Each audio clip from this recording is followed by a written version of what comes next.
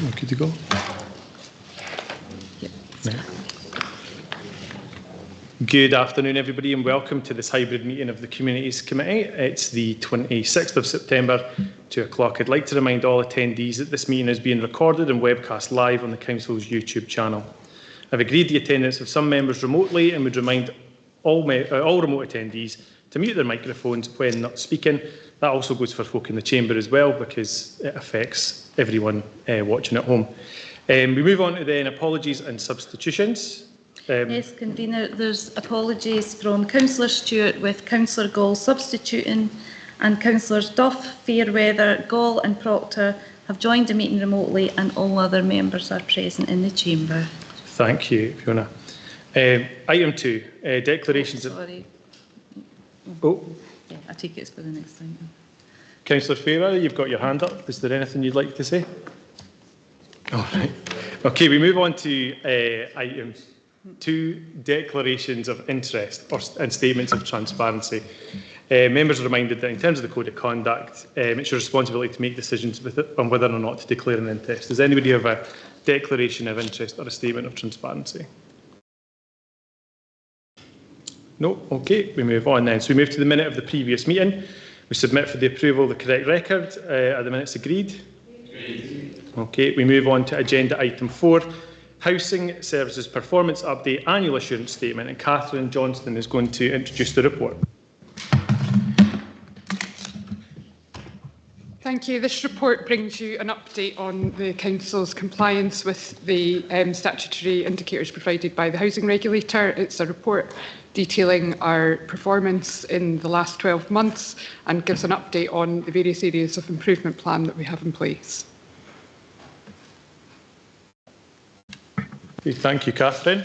I move on to questions. Do any members have any questions on the report? Councillor Fairweather. Councillor Fairweather, you're muted. Right, sorry, Convener. Right, Convener, it's actually not a question. It would be more of a comment. So take the questions first, please. I'll keep my hand up. Do we have any questions on the report? Okay, move on to comments. Councillor Fairweather. Thank you, Convener. Convener, there's been a lot of ongoing issues for probably a fair amount of time. Right, and I have certainly do not want to have anything today that starts a blame game between this administration and the previous administration.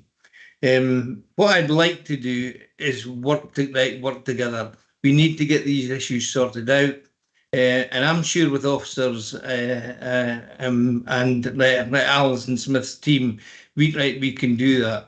What I would ask today is perhaps we could have a steering group that to be made up to you and Alison's discretion, but perhaps with a member of the SNP, the opposition members, and obviously the non-aligned. That way, working with officers, I've always felt that when I work with officers, we sometimes get better outcomes, because when an idea comes out, sometimes a better one comes from it. So if you would consider that today, I would be much obliged, Convener. Thank you. Thank you, Councillor Fairweather. And I'll just ask for any further comments. Councillor Scott.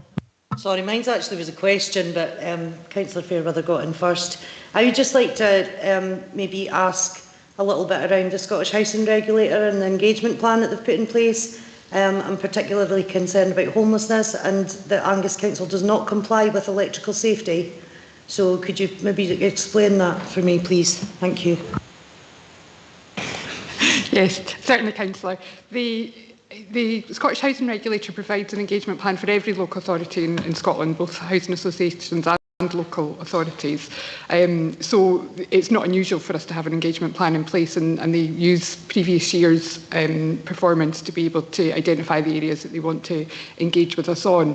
The particular issues that you have highlighted, homelessness is an area that the regulator is engaging with all local authorities on, because across Scotland there are concerns about local authorities' ability to deal with homelessness effectively and to be able to manage temporary accommodation requirements.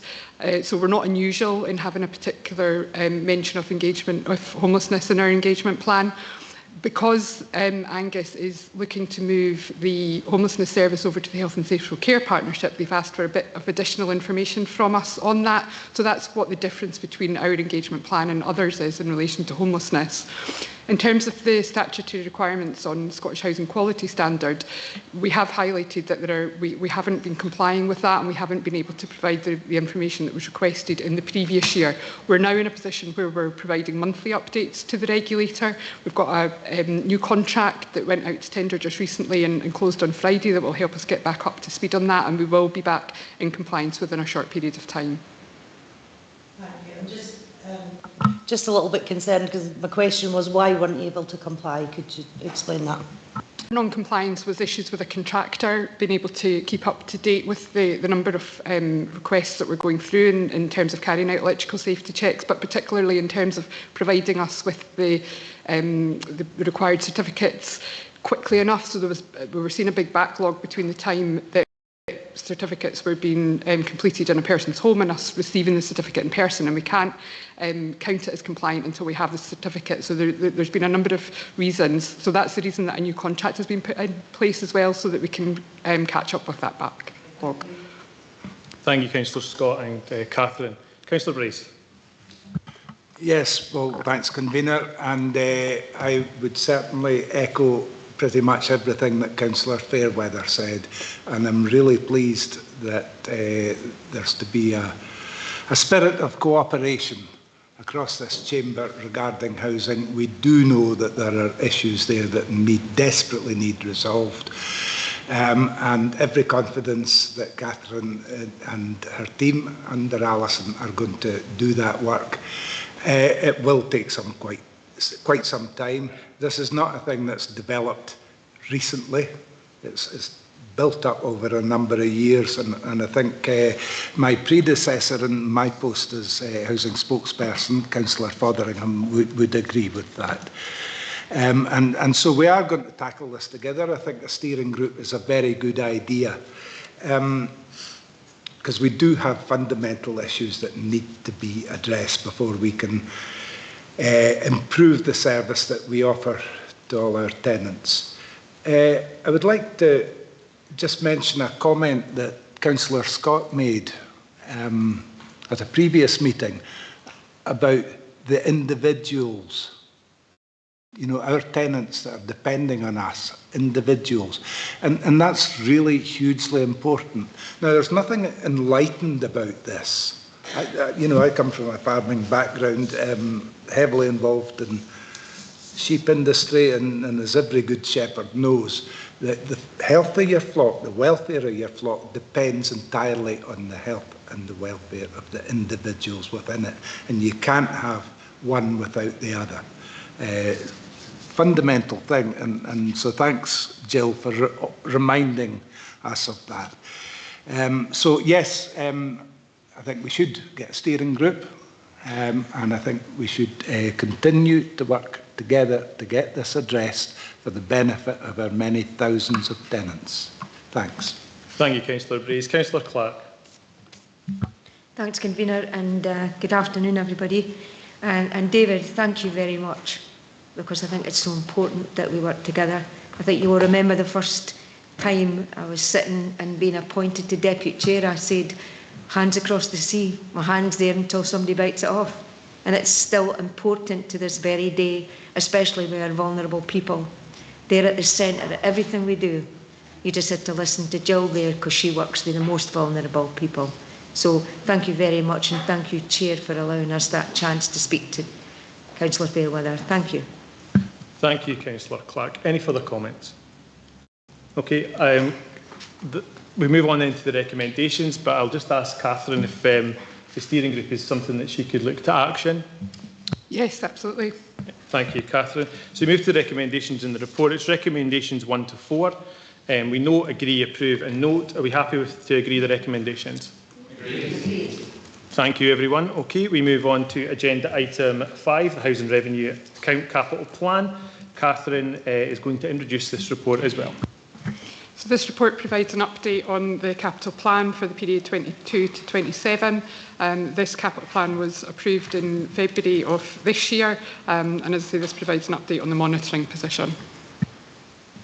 Thank you, Catherine. Do we have any questions on the capital plan? Any comments?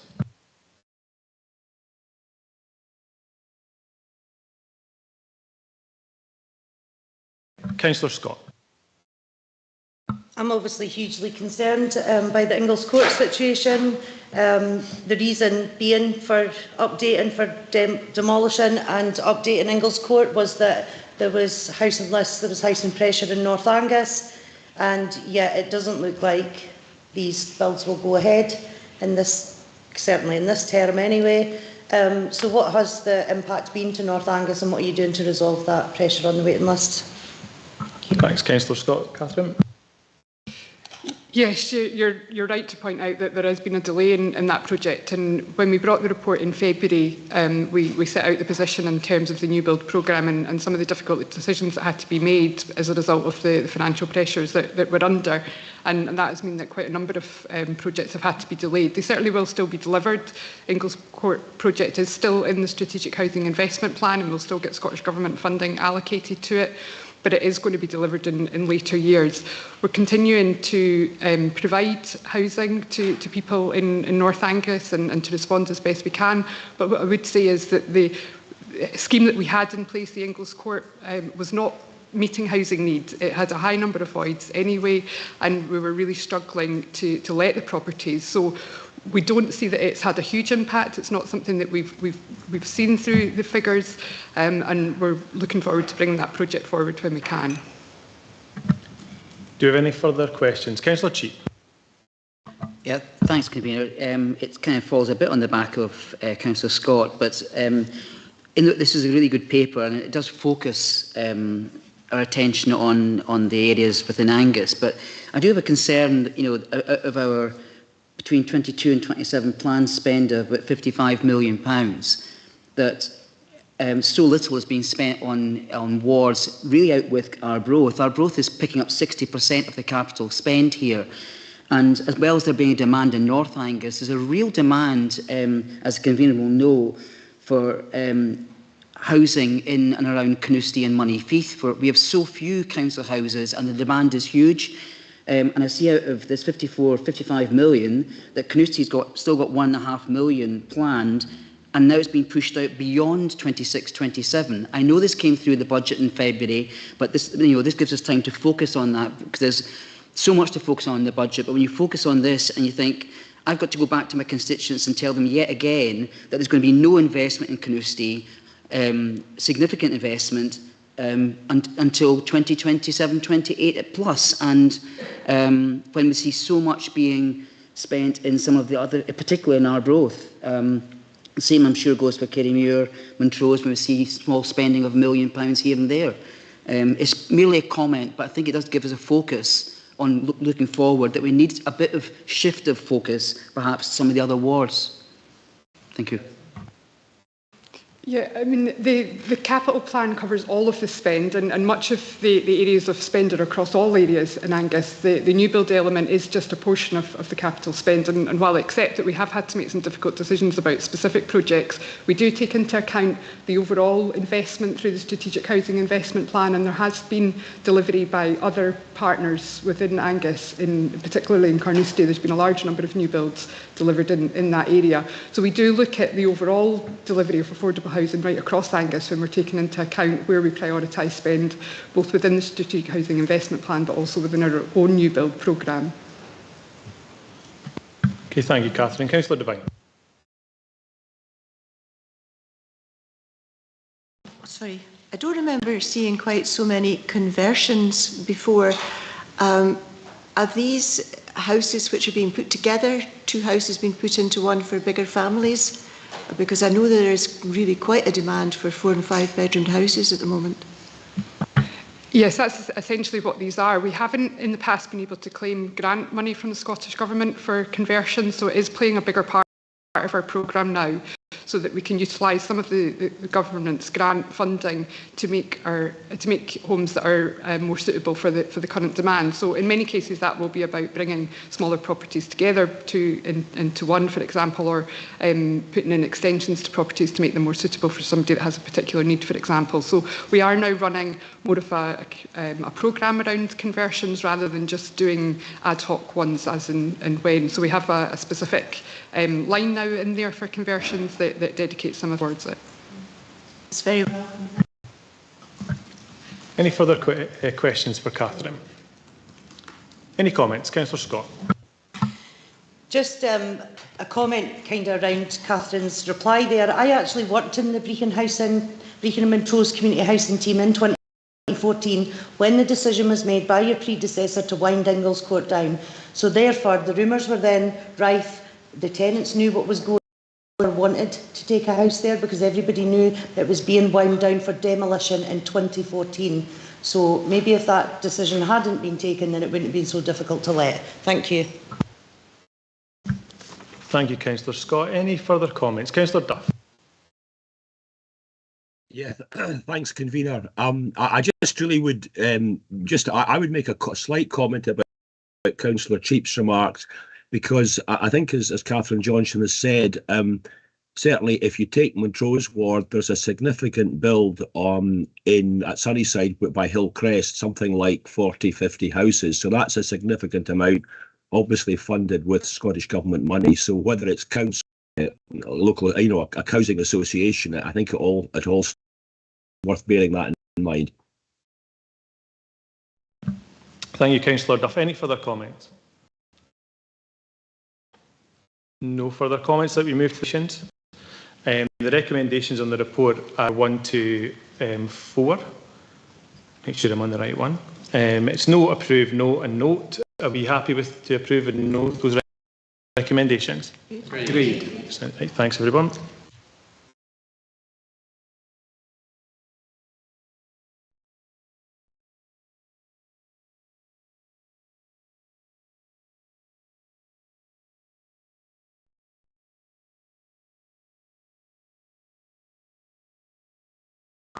Okay then, thanks everybody. We move on to agenda item 6, the transfer of homelessness delivery. Catherine is again going to introduce this report. This paper provides an update on the transfer of the homelessness and prevention services to the Health and Social Care Partnership, and specifically seeks approval for the transfer of funding of £425,000 in this year, and then on an annual basis until 25-26. Thank you, Catherine. Do we have any questions? Councillor Devine. Thanks, convener.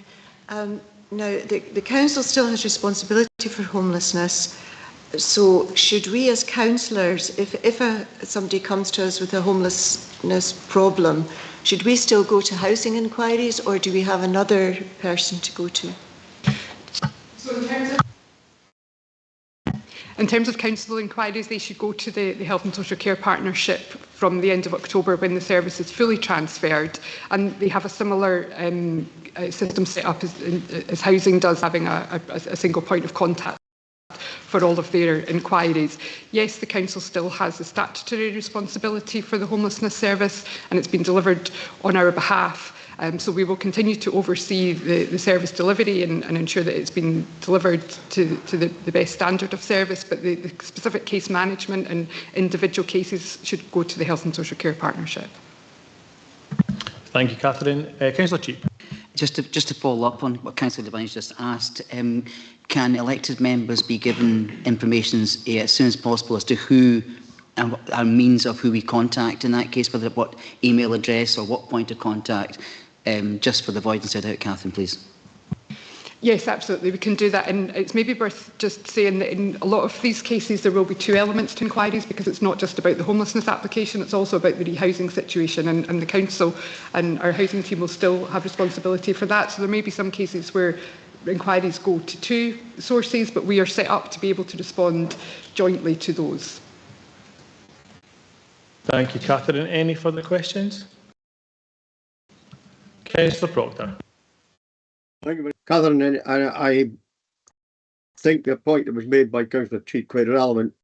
We must make sure that you know, who's regarding homelessness made clear, because certainly as Veterans Champion, I often come across this problem, and there's different agencies that I deal with, and I think it's just something that need to make sure we're on the ball. We don't want anybody to slip through the net. It's a very, very serious.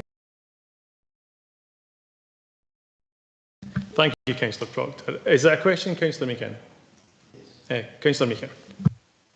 Just to get clarified, if that's okay from Catherine, were you saying that if we're approached by a person, we might have to contact the IJB or the Health and Social Care Partnership for two issues which relate to housing, or will one speak to the other?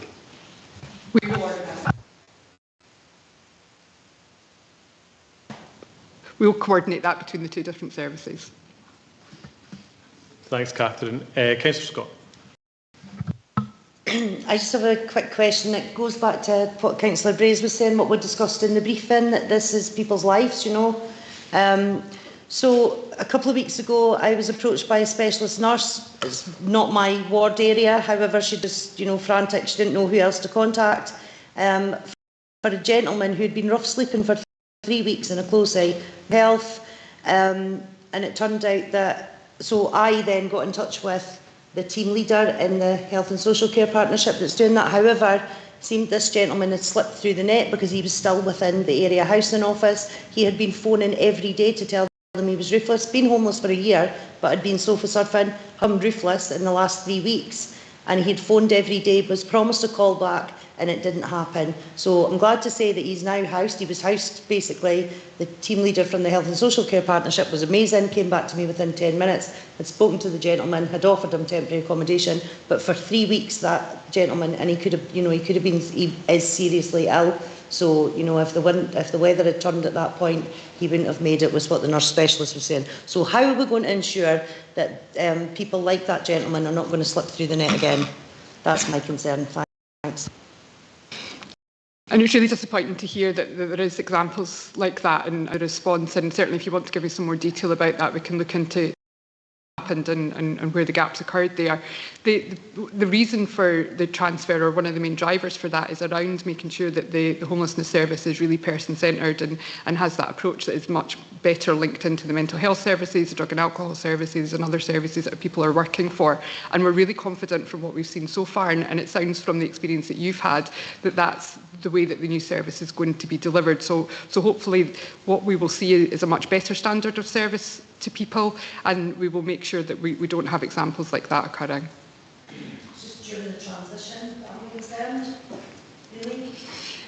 Yeah, and we are working on making sure that there is good contact between both services. We're working really hard at the moment to make sure that everything is up to date for transferring over to the new service within the next couple of weeks. So, you know, all the information will be given to the new service and all the case management kept up to date. Okay, any further questions? Any comments? Councillor Brace. Yes, thanks, Convener. Just on that last point, we're not going to be able to give people the service that they need and are entitled to if people are working in silos. That's a big bugbear of mine, and I know that Catherine and her team are well aware of that, and it's a priority to make sure that people are working in collaboration to do the very best for our tenants and for homeless people. Thanks. Thanks, Councillor Brace. Any further comments? No. Okay, we move to the recommendations then. It's recommendations 1, 2 and 3. It's note, note and approve. Are we happy to approve and note? Okay, thanks everyone. We move on then to the 2023 place-based investment programme. It's on page 65 of our reports, and Audrey Meekie is going to introduce this online. Thank you, Chair, and good afternoon, members. As you will be aware, the Place-Based Investment Fund was introduced in 2020 as part of that wider place-based investment programme following the Scottish Government Town Centre Fund. And it was created to assist local authorities and their communities to deliver on the place principle. So as in the paper, the Place-Based Investment Fund has 4 clear themes: community-led projects, community wealth building, town centre revitalisation and 20-minute neighbourhoods. Some projects may have outcomes on all themes, but as long as they fit one of the overall criteria of the fund, they were welcomed in application.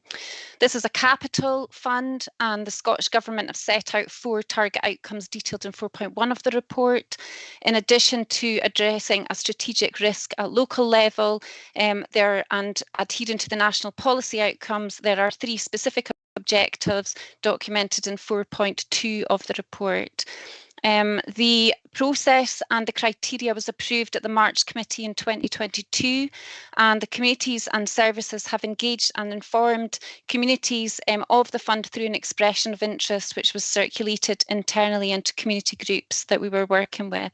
26 expressions of interest has been, and 17 projects that fitted the criteria were invited to application. 13 applications totaling 1.6 million were received, got 435,000. We have managed to source and match some of the UK Shared Prosperity Fund to allow as many of the projects to be supported as possible. And it should be noted that some of the projects, although scored in high, could be possible for other funding sources. Once the applications were assessed, the verifiers reviewed and looked at the different wider pots of funding and assessed the project bases on which projects fit what funds. And for example, we have 2 projects that fit the criteria of the Climate Change Fund, and discussions are underway. And one of the projects could potentially fit the scoping exercise in Brechin for the Levelling Up Fund. Although the place-based investment approach is under development and the transformational piece has not been quite reached, we have some very strong applications on the table.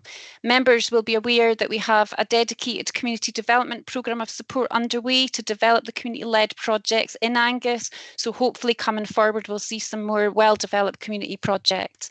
It should also be noted that next year we have leveraged in 400,000 from the UK Shared Prosperity to bolster the place-based investment programme in Angus, given a total of over 800,000 next year. Therefore, we're recommending that 220,000 of that is committed to this year's fund from next year's budget to support the level of projects that have applied this year.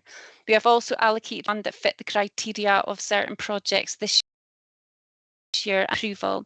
It should be noted that for any applicants that are not successful today, our funding officer and community development officers will work with those groups to develop funding packages and to look for future funding. So it's asked that committee approve the projects recommended by the officer panel for the 2023-24 Scottish Government investment allocation of 400,000. Approve the allocation of 220,000 from next year's fund, approve the monies recommended for approval from the UK Shared Prosperity, and delegate authority to the Director of Vibrant Communities for any necessary emergency decisions, because this fund is fairly time sensitive. Thank you. Happy to take any questions. Thank you, Audrey. Do you have any questions? Councillor Nicholl. Thank you, Convener. My question is about recommendation 4 and why we've been asked to approve match funding when we haven't seen the outcome of a feasibility study. I suppose my main concern is at this present time there's no certainty over the end use of this property. So if the building was to end up on the open market as mentioned on page 81, would we see a return on the 443,000 investment? Personally, I think it would be beneficial if we knew the market value of the building if the works were to be carried out to get a better understanding. Thank you. Thank you, Councillor Nicholl. Councillor Audrey.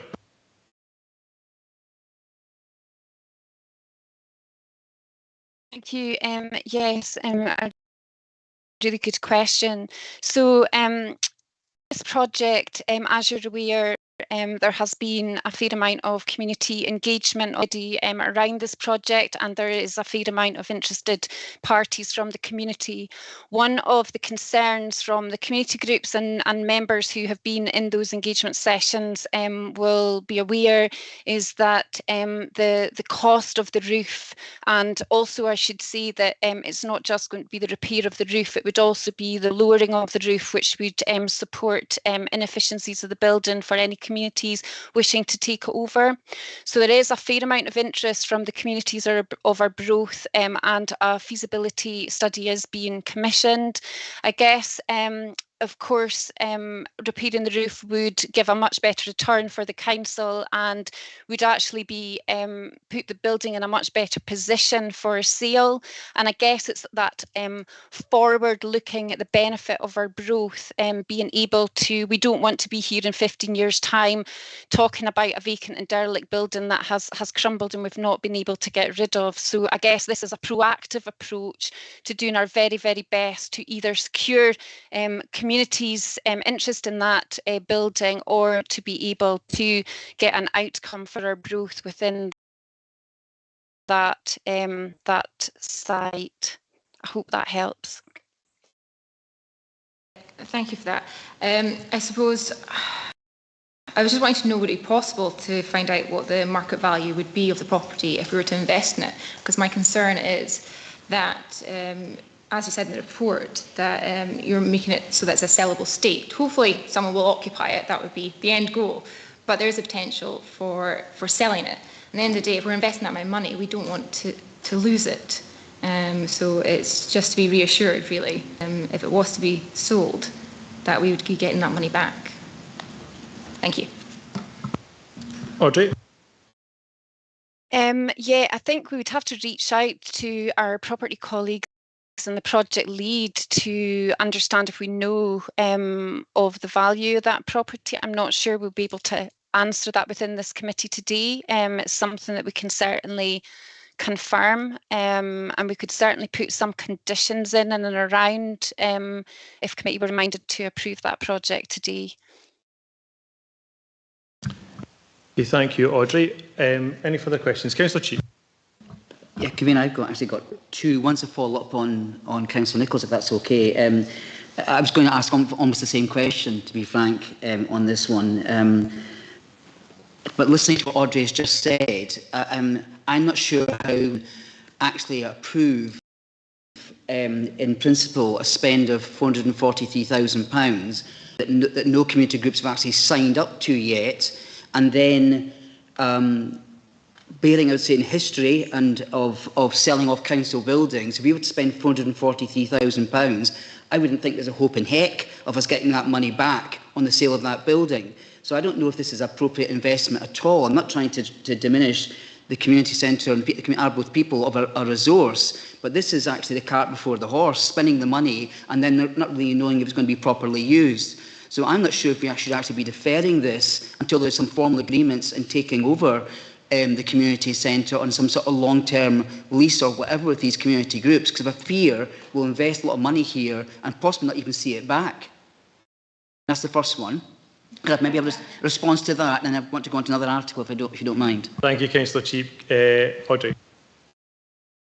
Of course, I think we've obviously allocated some monies from next year fund. So with regards to the monies that we've allocated from next year's fund, that money is still going to be available next year. I guess part of the issue is the UK Share Prosperity monies has to be spent by March, but I'll just need to take that back. We have got other projects. I'm sure that won't be an issue, but those particular monies may not be available for this project next year. Councillor Cheap, your follow-up? For the follow-up, okay, I'll let that one rest, but I think that should be recorded that we have a concern over that spend. On a brighter note, I'm really happy to see that if this is approved, that the Panmure Centre in Carnoustie has been allocated half the costs of the roof repairs that we required to make that community centre, which is fully occupied, wind and watertight. My question is that it's only half of the amount that's required, and it does say in the papers that solar panels potentially fit another fund, Audrey? Just interested to find out what that fund might be, and has this been discussed with the Community Moneybeath Men's Shed? I know there's potentially other funds coming through from other sources for the Palmmuir Centre, which may be able to be used to make the pretty iconic windows there watertight, for example, or be replaced. So it's just really a knowledge of what fund would fund the balance of the roof, please. Thanks, Councillor Cheap. Audrey. Thank you, Councillor Cheap. And yeah, we're working very closely with the Palmmuir Centre, and we're actually hoping that we can actually work to look at a wider feasibility study to hopefully get them with a much larger project coming back to this type of fund next year. However, the element of the solar panels doesn't really quite fit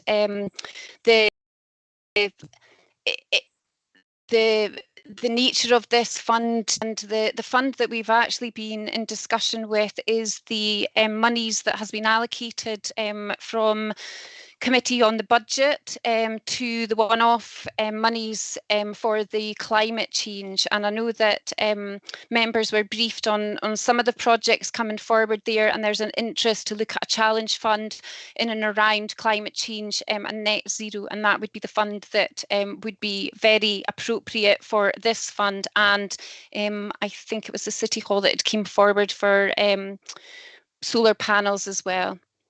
But we will definitely be working with the group, Councillor Cheap. To answer your question, are the group aware? The group have been notified that part of their application is for approval, and they have been provided the committee papers for today. But once the decision has been made, we'll be back in touch with the group to see how we can support. Okay, I'll come back with a comment, yeah. Councillor Kelly. This is a comment at this point. Any further questions? Councillor Scott. Thank you, Convener, and thank you to Councillor Nicholl and Councillor Cheap, because that's what I was going to ask so quickly with another question. So we're doing feasibility studies, and I've been involved in that, Audrey, through the Townhouse Museum. So we are obviously engaging consultants, and I know that Arbroath are, and the other ones. So in here, I'm kind of bemused because we're allowing up to £15,000 for each feasibility study on each building, but in here it's saying, although there are other community facilities in Arbroath, the gap seems to be around large indoor sports and activities. That is Angus Alive's bread and butter, and yet they're pulling out of that building. So you already seem to know there's a gap, so why are we doing a feasibility study? And I absolutely cannot support that. There is lots of worthwhile. I'm delighted to see the Kirriemuir one, and similarly the Carnoustie one. It's being used. There's lots of worthwhile things in there, but I can't support that because it's cart before the horse, as Councillor Cheap says. The other thing is a commitment in the Montrose part of the reports for the Montrose Cinema project. It commits to officers working with them to find funding, but it doesn't say that in any of the other ones that have not received approval. So will everybody be told where they can get funding? Thank you. Audrey. Thank you, Councillor Scott. Yeah, and through the programme of support that is currently out at the moment, we're reaching out to all community groups that are looking for funding, and as I mentioned, that fund has been oversubscribed, and there's all of these groups are reaching into that programme. But yeah, so I think it's in the paper that officers will reach out to all projects that have been unsuccessful, and we will look at other sources of funding and try to help some of these community groups look at a slightly bigger picture as well. I guess back to your first question, the interest from the community groups from the Arbroath Centre is for space for things like the boxing clubs and for some youth activity, and there appears to be some really good community interest within that, and the feasibility study is I suppose it's quite unique to a community group being able to deliver that facility. So yeah, that is underway. Quickly, Councillor Scott. This convener. So what the feasibility study hasn't taken place, and the feasibility study is around community groups' ability to see whether that is sustainable, viable and sustainable for them to run this facility, yet we're being asked to approve £435,000 spend, and to me that just seems like madness. Thank you. Audrey? Any comment on that, Audrey? Yeah, I guess it's just the project that has come in is due to the water digress of the building. The building is letting in a fair amount of water, and I guess it was an act from the project lead to try and be as proactive as possible with that building so it doesn't end up vacant and derelict. We know that there is a major concern from the groups with regards to the very high ceilings, and we also know, because it's not a listed or a historic building, that from the funding sources it's actually quite tricky to secure funding for roofs. So it was really just a proactive measure. Councillor Devine. Thanks, Convener. I mean, we're talking about cart before horse here. I think, in fact, the community groups would be unwilling to sign up if they didn't know that the building was going to be waterproof, wind and waterproof. It is a difficult situation, and I can understand why members are saying that there's a problem about resale and all of that. But if I was a community group and I didn't know if it was going to get a new roof, I don't think I'd be signing up for it. So I think it has to be done. I know it's a lot of money. Thank you, Councillor Devine. And it seems we've moved on to comments. So, so Councillor Cowdery. I can ask a question of Audrey. Do you get an idea from the community groups whether what I'm saying is the case? Yeah, absolutely, and that's one of the biggest worries about the building. One, not only that the building is not wind and watertight, but two, that the efficiency of the building and the costs to run the building will be huge because of the ceiling heights. So this amount of monies will go towards lowering the roof as well as making the building wind and watertight, and there certainly is a huge concern. Councillor Cowdery, for comments now. We've moved on to comments. Thank you. Yes, I actually can probably answer Lynn's question as well, because I was one of the elected members at that engagement session in Arbroath Community Centre. I don't know who else here was there, but I can confirm that the community groups I spoke to would have deep concerns about taking on any long-term lease without the confirmation that the roof was sorted, not only because of the water ingress, but also because of the ongoing energy costs. And I think when we do decide to spend this money, we have to think about the long-term savings that are going to be made in terms of energy costs by lowering the roof as well. So I fully understand people's concerns, but I would really appreciate it if we could look at this in a spirit of collaboration, however we progress, because there is a real need for that space in the east of Arbroath. Thank you. Councillor Cheap. Okay, a couple of things on here. Can I just go to the first part, going back to the Panmure Centre? And it's a comment, but it's a question, because it's a positive. Can I ask Audrey, as part of this, is if another group comes along and funds the balance of the repairs to the roof of the Panmure Centre, so that the whole 56,000 is spent and makes the actual roof good, fit for purpose for the next umpteen years, can the funds you're suggesting that might have been used to match up for the solar panels, for example, could that fund be used to help to replace windows to make the place watertight for their windows, etc.? So that's a bit of a question, but I'm actually saying to you that we could get this money spent, because what you were suggesting to me was that we might have to wait some time to get this extra funding to finish the roof. And I'm thinking there's probably funds that I'm aware of that can be tapped into to actually do that sooner rather than later. So I just want to really know that but I'd like still the funds that might have been coming still to come to that centre, if you like. Do you want to address that, Audrey? Yeah, of course. I believe that Sorry, I believe that the fund will be more for reducing or meeting the net zero targets and reducing inefficiencies within buildings. And I think it's going to come out as a challenge fund. I think that's just been worked up at the moment. However, regardless, Councillor Cheap, we can get in there and start working with the group and looking at all the different alternatives in and around looking to get their windows fixed. Sorry, can be my comment on the Arbroath Community Centres, and I'm listening to everything, but I think it's going round in a circle here, and I don't think it's really. I'm concerned about. There seems to be a focus on there has to be the money spent by whatever end of financial year 23-24 here, and it's like we have to spend the money because we want the money, but we really don't know yet whether that's going to be good use of that money and that this facility is really going to be used as a result. I'm just wondering whether what has to be spent, of the £443,000, can any of that be deferred?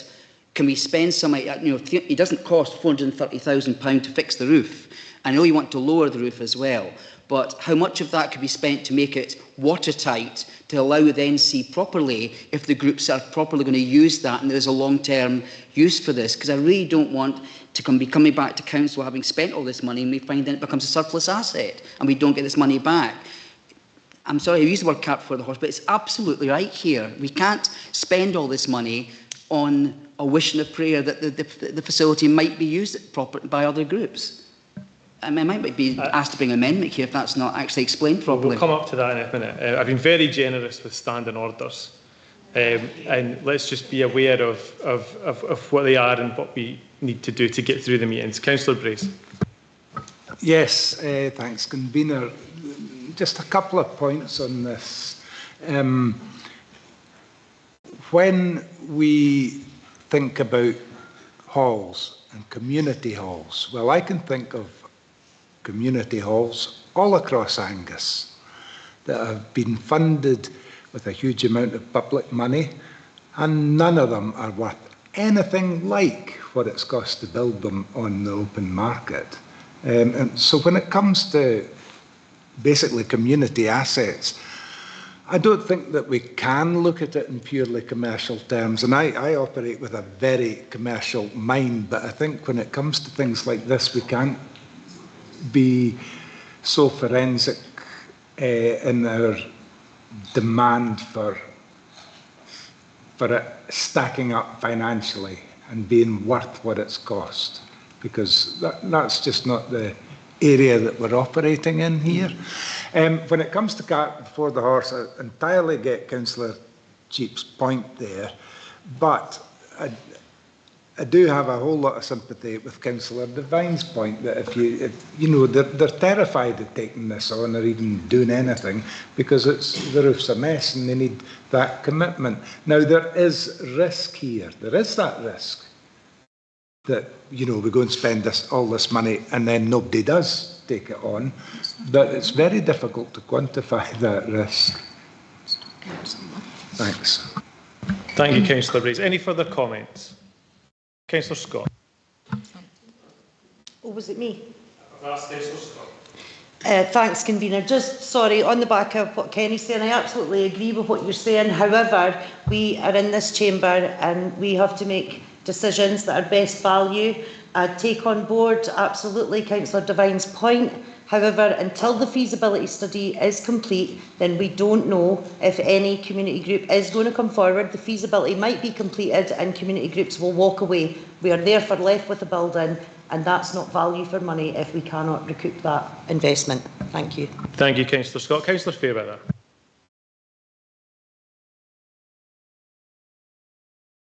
Thanks, Convener. Right, I've listened to an awful lot of these comments, and you know this, I understand them all. But what we've got to look at, you know this, I can't even remember when the community council, the community centre opened. I just know it's been there for a lot of my many years. What we've got to also remember is the east of Arbroath is very much a deprived area.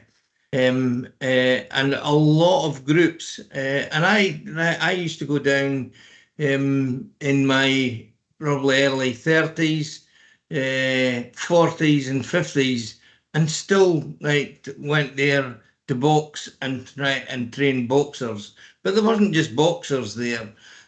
All the time there was five-a-side football, there was karate, there was badminton.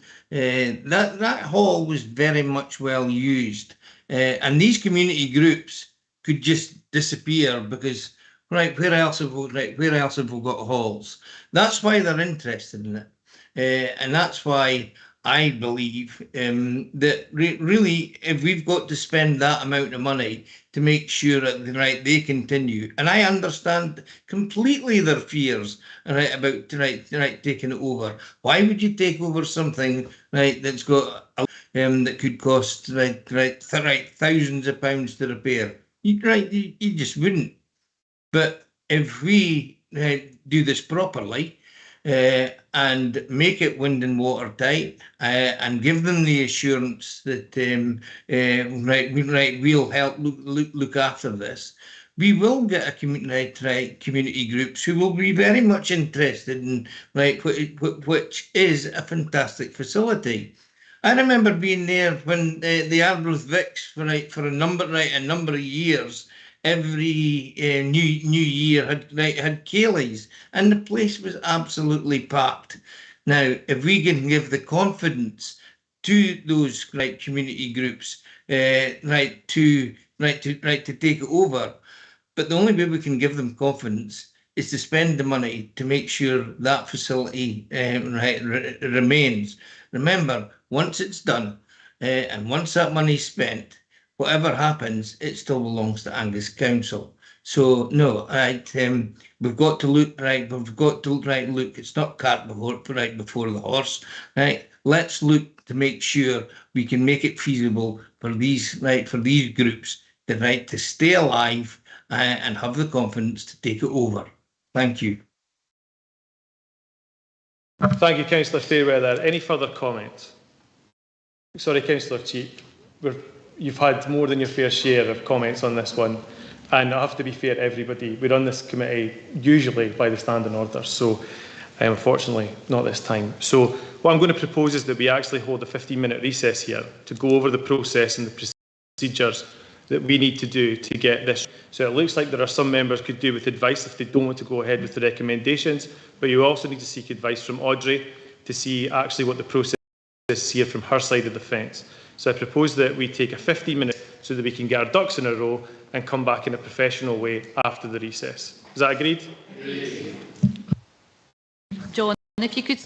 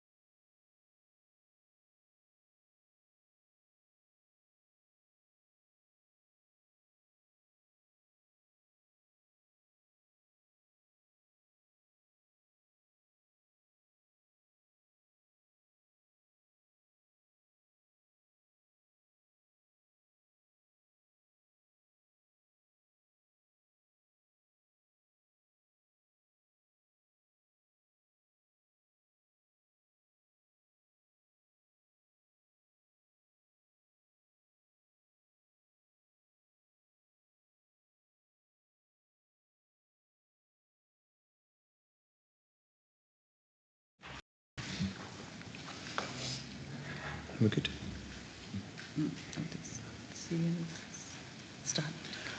Okay, everybody, welcome back, and thank you for watching at home that you've sat through that. After getting further information from Audrey Meekie and further discussion behind the scenes with councillors about how to proceed, we'll move to the recommendations.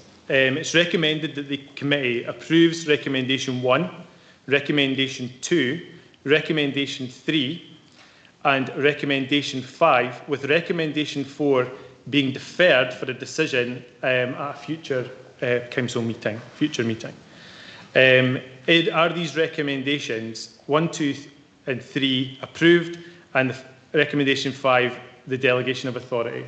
Does the committee agree? Agreed. Okay, thanks everybody.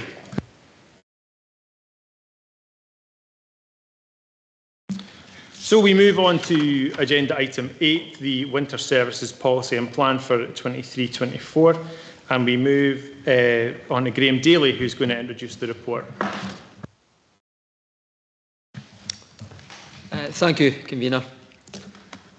This report sets out the Winter Road Services Policy and details the proposed service provision for preventative treatment and snow clearing during the winter period 2023-2024, together with contingency arrangements to cater for extreme conditions prevailing in conjunction with the operational issues detailed in the Winter Road Services Plan for 23-24. I would highlight to members that there are no major changes to the policy or the operational plan from the previous year. With the exception, we are expanding the use of rock salt following careful review of its use and effectiveness in Angus and neighbouring authorities to date.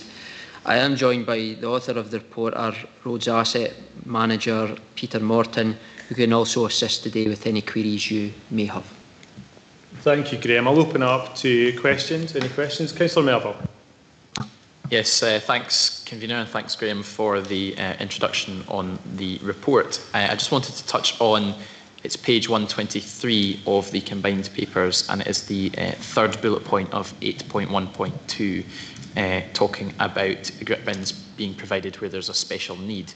Now, I know from my experience last year that there were quite a few residents in my ward who weren't aware of the process by which they could request a grit bin for their area. So I wonder if you could just set out that position and give reassurance to those residents of the process by which they can do that. Yes, Councillor Melville, happy to do so. You are able to request a grit bin using our website. There is availability to do so. We will consider and assess requests and whether they meet the policy that's been brought to you today. And in some occasions, we do have to say that it does not. But where it does meet the policy, we will introduce the grit bin. We'll have to consider that it isn't just a case of just issuing the grit bins. We also need to service the grit bins, and that's the reason why we'll have to have a policy and consider whether it's appropriate to issue these. I think, if I'm understanding correctly, is maybe not just our policy, but how we make your constituents aware that there is the option to do that. We've always wrestled with the difficult situation where we could be inundated and unable to meet demand and managing expectations. But I would say that we will make a point of trying to spread awareness and promote the fact that there is the facility to request a bin, and our roads team are in a position to assess these when they do come in. Any further questions? Councillor Cheap. Yeah, thanks, Convener. Graham, can I just refer to pages 154 to 157, which looks at the priority pavements in Angus, and of course I'm looking from my own ward, but I'm just wondering how often these have been really looked at, because if I look at page 155 and the priority pavements Monday to Friday at Carnoustie, the two main roads that lead into Carlogie Primary, which is Caesar Avenue and Linefield Road, aren't even on this list for Carnoustie. But odd streets like Ruxton Place and Kinloch Park, which are small crescents near the old Kinloch Primary are still on the priority route. So I'm just wondering, I'm happy with the rest of this paper, but in approving this, am I right to be able to suggest that some of the elected members for each ward get together and maybe agree some of these streets? Because I think they haven't been looked at for some time, because they're clearly not appropriate in some cases. Yes, it's obviously difficult to provide a definitive answer on specific streets at this meeting.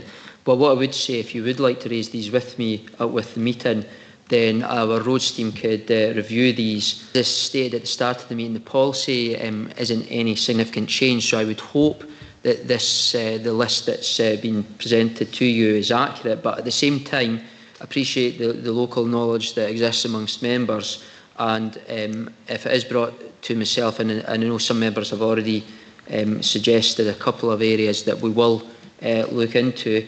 I know from experience, when you look into the detail, there is usually a reason. Just my experience, I'm not trying to prejudge this, I'm just trying to manage expectation, is that I'd say more often than not, when we look into it and we provide an explanation, but I think it's important you do have the option to raise that with us, and we're definitely keen to engage with you so that you as a member and you're speaking with your constituents have an understanding why we have or have not included a street on the list. Just to follow, thanks for that. If we do that, Graham, can I ask that if we agree, if the members, I mean this goes for every ward, get together, and if there are changes that they think are necessary and some outdated, can these be incorporated for this winter? Yes, I would say it's again. I'm always cautious about saying definitely, because we need to consider the resource we've got available. But I would say in principle, I think we've got a duty operationally to comply with the policy we've put in front of you today. So in principle, I would say if it is brought to our attention that there are streets that meet the policy, then we will do everything we possibly can to include them with an operational plan for this winter. Thank you very much. Any further questions? Any comments? Councillor Meakin. Just to ask Graham, if we believe there are streets or pavements that should be included and aren't included, I know we've got a policy, but will common sense be taken into account? Because certainly in my ward, I mean, I've obviously communicated with you on one. It just seemed that common sense wasn't being used, but I'm not saying the policy wasn't.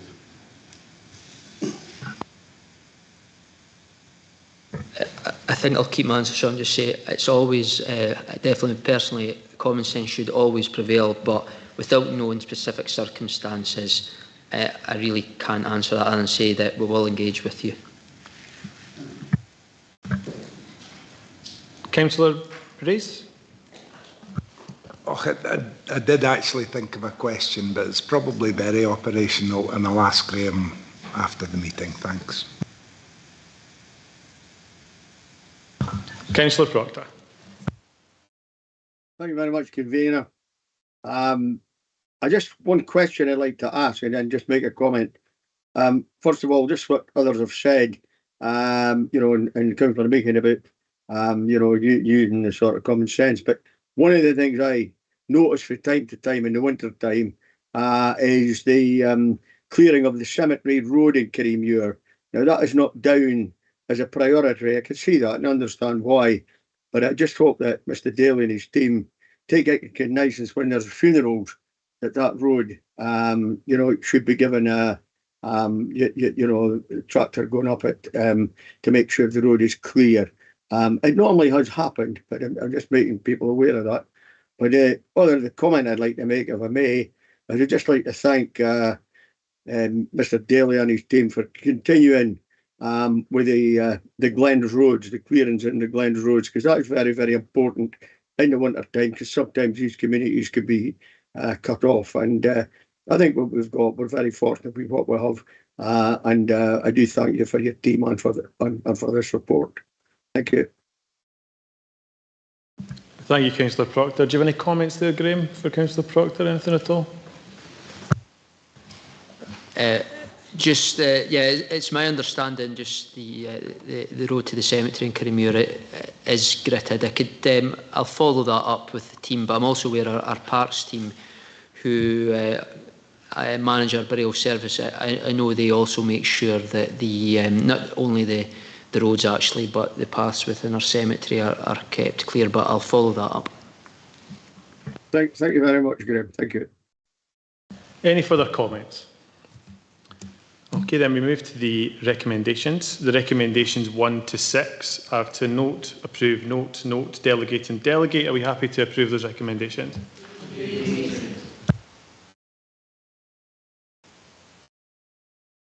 We move on to agenda item 9, page 163 of the papers. It's the Flood Risk Management Scotland Act update.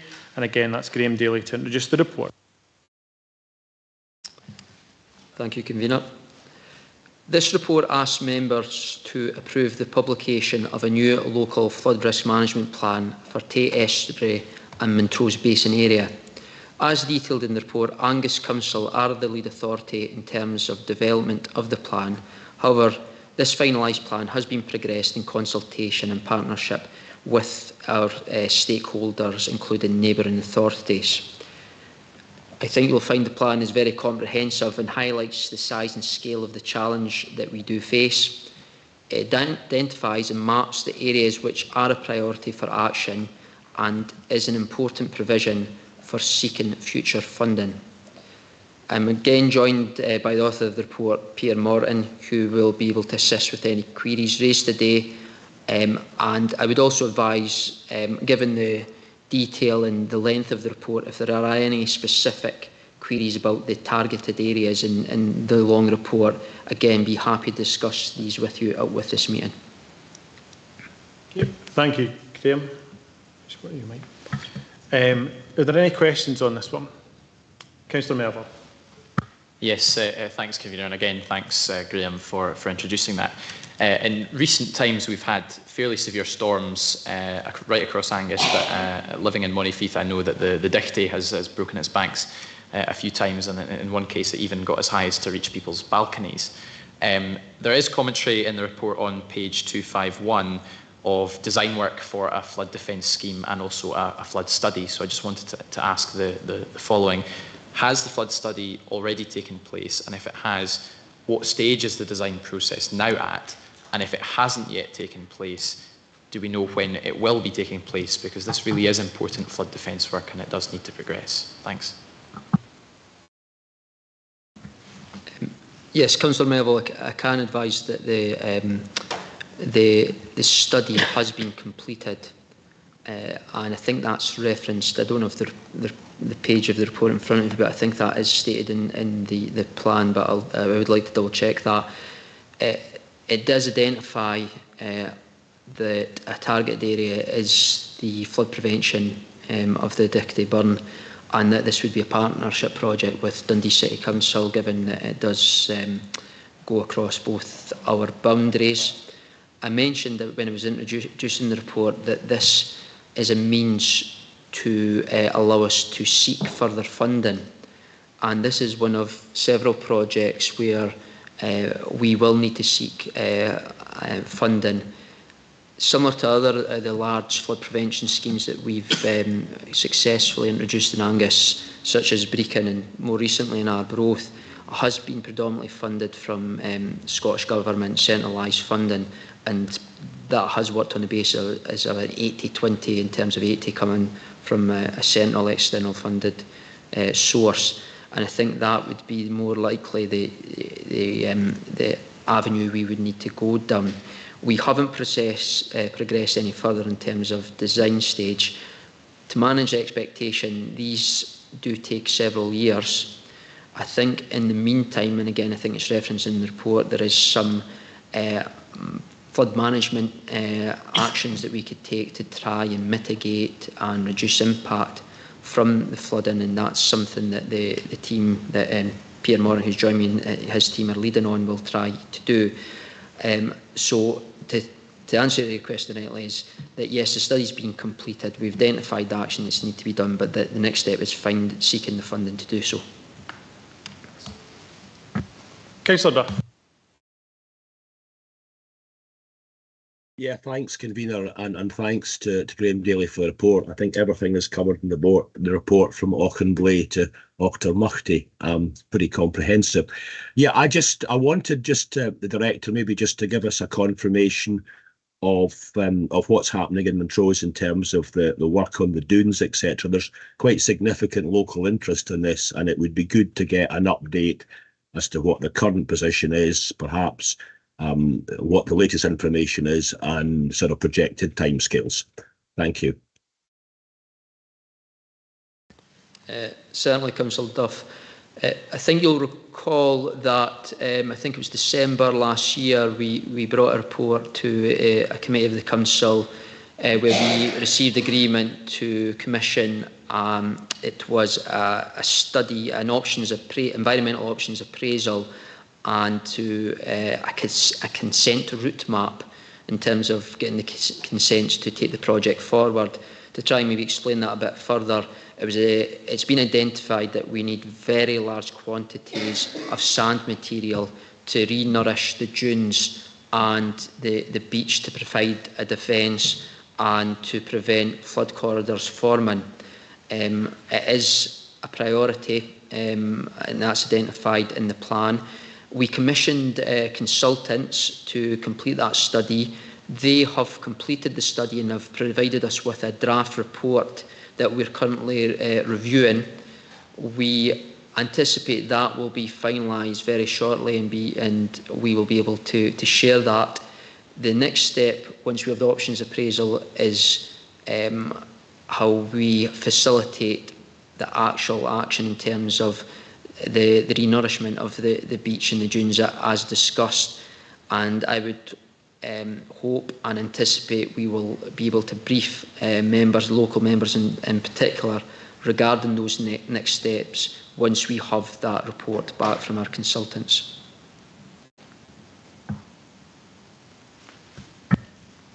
Okay, thank you, Graham. Councillor Cheap. Thanks, Convener. Graham, with regard to the local flood risk management plan to 28, it refers to potentially vulnerable areas, and that, if I understand it correctly, there are 243 in Scotland. I'm clearly most concerned about Carnoustie and Barry, which I'll comment on later. Carnoustie is shown as being target area 210. Is this ranking 210 out of 243, and does that mean there are 209 priorities prior to Carnoustie? Or am I misreading it? I think I could give you a bit of maybe a comfort that they haven't been ordered in priority in terms of the plan. So yes, that I confirm that's the case. Thank you. Okay, any further questions for Graham? Any comments? Councillor Best. Yes, thanks, Convener. And as a Montrose councillor, of course, the whole issue of flooding is never far from my mind with the challenges that Montrose has due to coastal erosion, and Councillor Duff's spoken about that. So yes, thank you, Graham, for bringing this to us. It is a lengthy report with a huge amount of detail. And Councillor Duff did mention that, well, it covers everything from Auchenblay to Auchtermuchty, but everywhere in Scotland and pretty much everywhere in the world has a changed risk of flooding due to climate change. And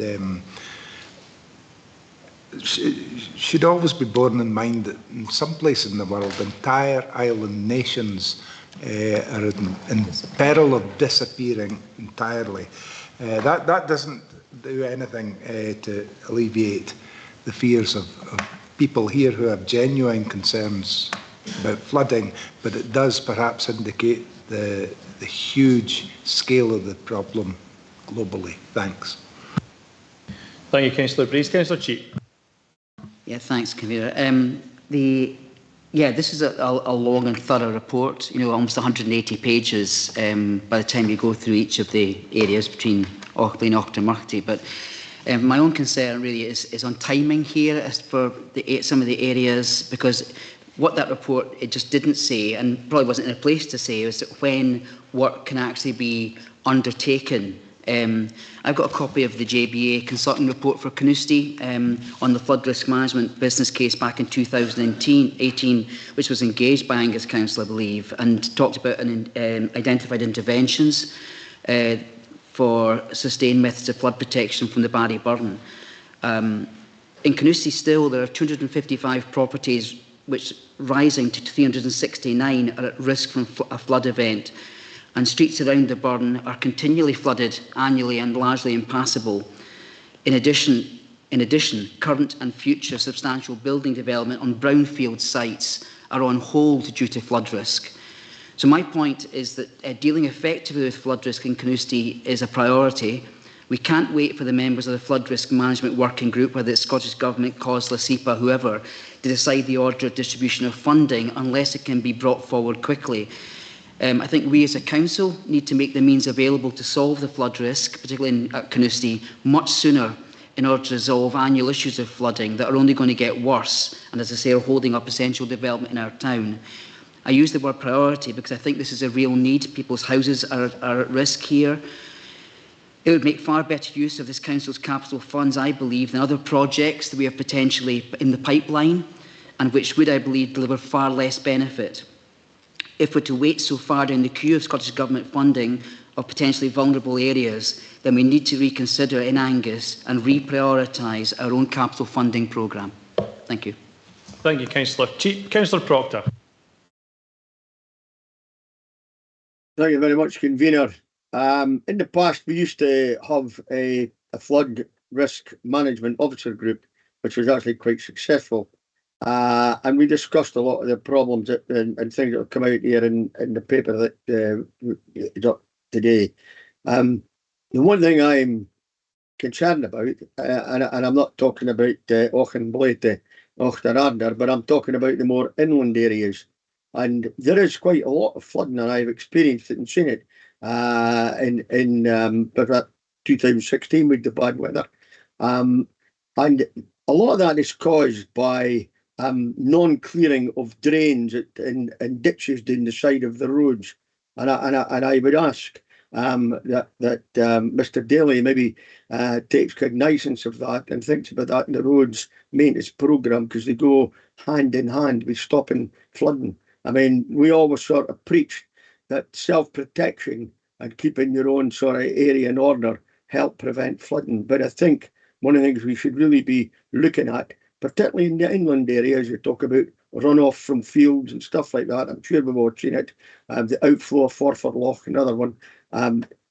We actually want to have a look at maybe considering keeping drains clear and making sure that, you know, we minimise the risk of flooding to the inland areas. Thank you. Thank you, Councillor Proctor. Any further comments?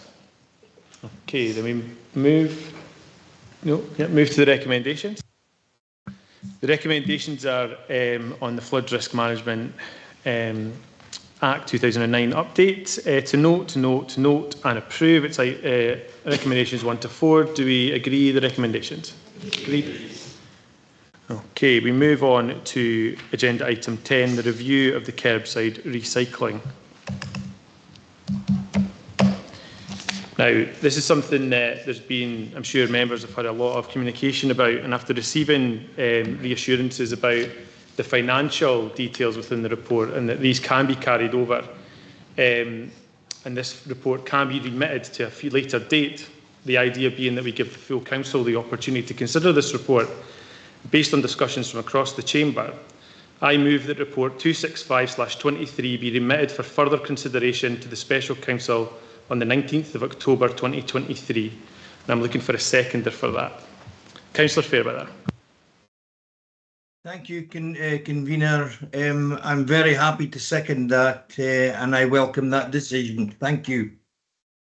Can I just ask that that's agreed by the committee? Agreed. Thank you, everyone. We move on to agenda item 11, the stopping up of part of the public road at Reform Street, Monifieth. That's page 369 of your report. Graham, you're introducing this one. This report relates to a proposal to stop up a part of Reform Street, Moneyfeith, following a formal request for the removal of a hard landscape strip by the title holder. I would reference the report in the appendix, which hopefully is self-explanatory and allows members to reach a decision on this. Thank you, Graham. And I'll open this up to questions and comments in one. There are no questions and comments on this one, so I move to the recommendations. It's recommendations 1 to 4, and it's to note the promotion of and making various other ones. Do we agree recommendations 1 to 4? Yes. And that ends the meeting. Thank you very much, everybody. If you could stop the live stream, John, please.